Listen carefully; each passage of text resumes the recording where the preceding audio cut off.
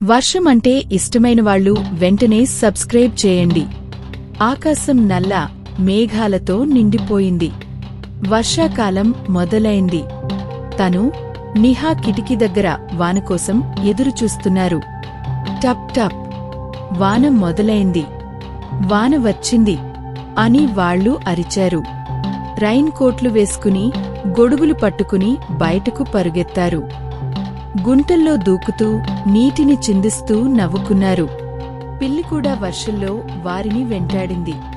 తను, నిహా కిటికీ దగ్గర వానకోసం ఎదురుచూస్తున్నారు. ఒక్కసారిగా గాలి వీసింది.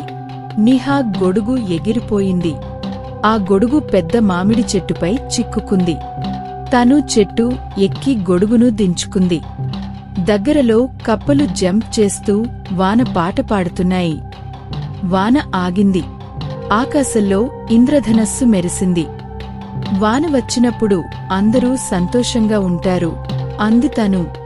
అవును, వాన ప్రపంచాన్ని పరిశుభ్రంగా చేస్తుంది అంది నిహా. ఇద్దరూ చేతులు పట్టుకుని ఇంటివైపు నడుస్తూ ఇంద్రధనుస్సును చూస్తూ నవ్వుకున్నారు. ఈ స్టోరీ నచ్చితే లైక్ చేయండి, షేర్ చేయండి, సబ్స్క్రైబ్ చేయండి.